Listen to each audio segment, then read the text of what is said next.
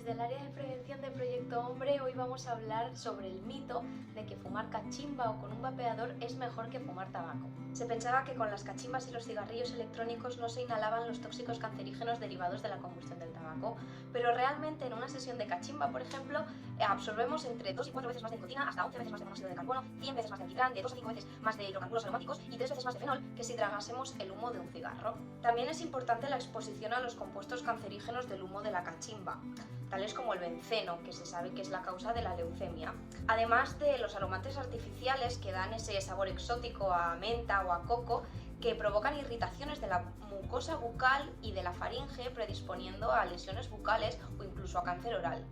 Por no hablar de las enfermedades infecciosas que se pueden contraer al compartir las boquillas entre los usuarios. Las cachimbas se suelen disfrutar en grupo, por lo que los usuarios exponen durante más tiempo al tabaco y a todos los tóxicos que se asocian a él.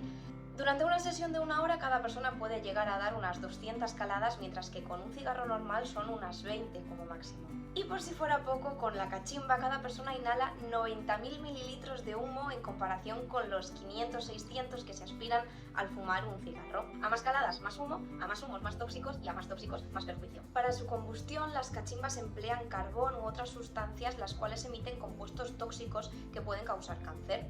Además, el tabaco contiene ya de por sí sustancias cancerígenas como el alquitrán, etc., que al no ser solubles en el agua pasan directamente al conducto respiratorio, provocando lesiones permanentes de la mucosa oral y respiratoria y siendo mucho más perjudicial en el caso de niños y adolescentes que para adultos. Como ya sabemos, la sustancia que provoca la adicción al tabaco es la nicotina y según lo escrito en algunos estudios, los niveles de nicotina que había en la orina de los fumadores habituales de cachimba eran equivalentes a los niveles de la gente que fuma 10 cigarros al día, lo que es suficiente para provocar una adicción.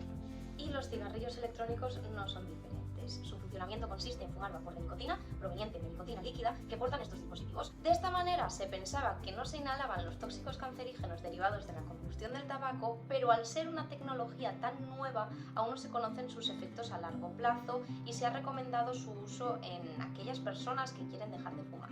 Sin embargo, ya han fallecido en Estados Unidos varios pacientes por problemas pulmonares relacionados con los cigarrillos electrónicos.